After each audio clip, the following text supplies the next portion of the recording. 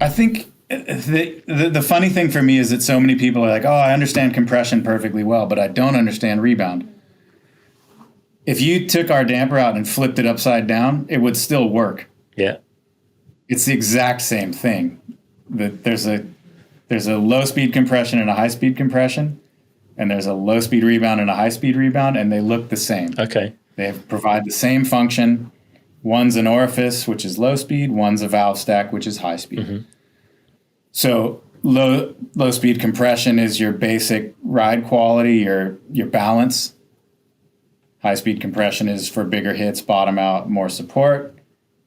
That's exactly the same for rebound, except that all it sees is the forces pushing against it, which is your spring. Okay. Yeah. So it's that simple, right? It's that simple. It is the exact same thing. Okay. So how would is it possible to give some characteristics maybe of a bike that is, let's start off with being overly fast, not enough rebound damping on either the high speed or the low speed circuit? Or what might that feel like? It tends to feel very nervous. The bike's moving so much, you don't get a very planted feel. You don't get as much ground feel. Traction can probably get better with fast rebound. Mm-hmm. And single event hits are still going to be good because you've got this full travel fork to use because it's always riding high in the travel. You'll also feel the bars be quite high relative to slowing the rebound down. Yeah, okay. And I think in the last few years, there's definitely been this push to run fast rebound. Yeah. Which, without something to measure it against, it's hard to say what fast rebound is. Uh-huh. I think if anything, you'd want to err on the fast side, for me at least. Yeah. But there is no benefit to just going really fast. Yeah, okay. Not just wide open on all those dials and hoping that it's just going to smash through stuff. Are there certain things that if you were riding and you felt, you'd be like, oh, I'm a bit too fast on high speed rebound here, or I'm a bit too fast on low speed rebound? Like, how would you, is it possible to try and separate those in terms of how you would describe the on-trail behavior of either of them being too fast? Oh, man, that's a good one. To actually put into words, it's much easier to do by feel than it is to say, oh, it feels like this. More than anything else, those two work together. Yeah, okay. Compression, you could have low speed compression closed and high speed open. Your bike would still work okay. Yeah. If you tried that with rebound, I think you end up just not getting much out of it. Okay. Is there some crosstalk between those two? Yeah, absolutely. Okay, so if you wind on low speed, you'll also be slowing the high speed end of that curve as well. Yeah, and it's the same with compression, but it's nothing to get wrapped up in. Yeah. So many people ask, well, where exactly does it cross over? It's like, I have no idea. It really depends on pressure and where your settings are. But the fact is that it should be a smooth line. You shouldn't really see this is low, this is high. Yeah. It should be a seamless act. Yeah, there isn't a shift point between the two speeds. But hopefully not. Like, are there certain things that a rider comes into the pits at a World Cup and says to you that lead you towards either the low speed or the high speed rebound? Are there certain, or noises, or, I like some of these guys like to make a few random noises at you, but... I think one of the most telling ones is entering a berm at a decent clip, because the bike's going to compress. When it transfers all the weight into the berm, the bike's going to compress. And when rebound is too fast in the front end tends to come up quickly, and you're going to oversteer. Okay. So you'll turn out of the berm because the head angle got really slack again and the weight came off the front wheel. Uh-huh. If the rebound's fast in the back, it does the opposite. It kind of drives all the weight onto the front wheel. The front wheel tends to turn in a bit, and you tend to push in. Yeah.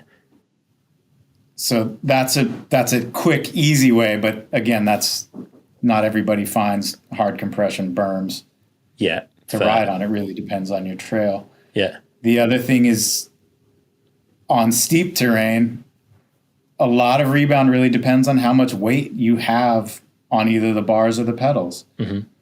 So if it's consistently steep and your hands are always pushing on the bars, you're actually compressing that suspension.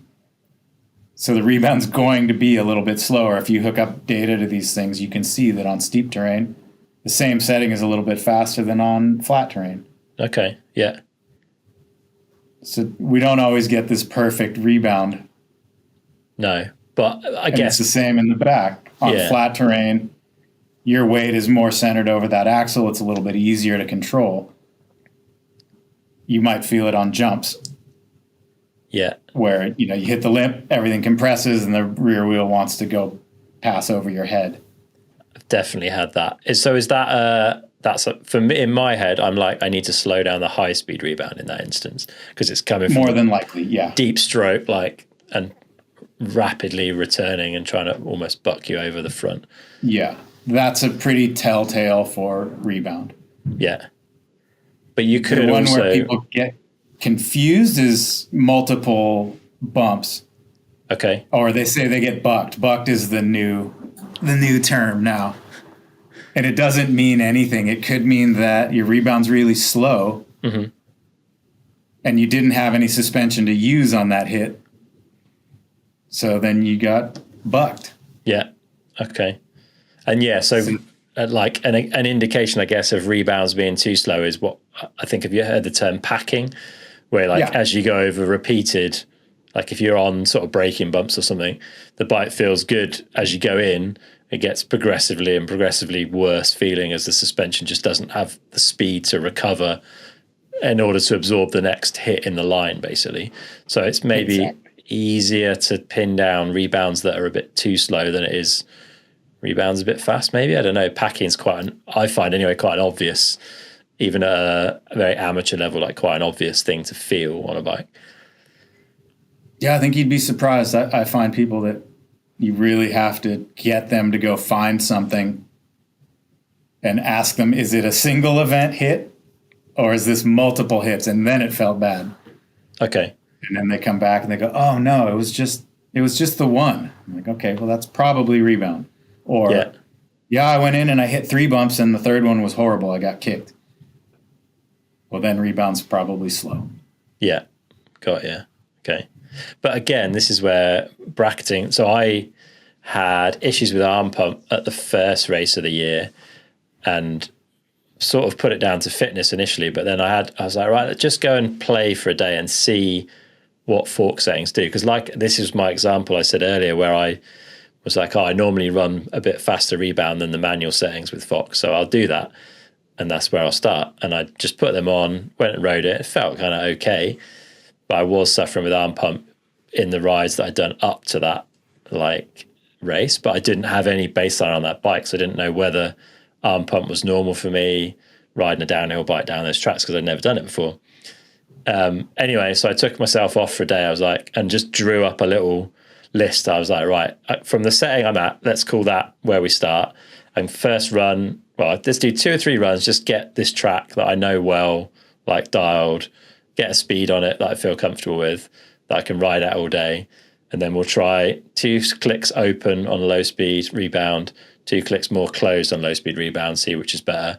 Same on the high speed circuit. And it was, I'm not a great rider. I don't think I have the best feel, but I'm quite analytical, I guess. I was really surprised how obvious those differences were. Even just going 2 clicks in one direction, I could really feel that because I knew what the bike was doing on that track, and it was eye-opening. So I ended up on a setting that I felt way more composed on.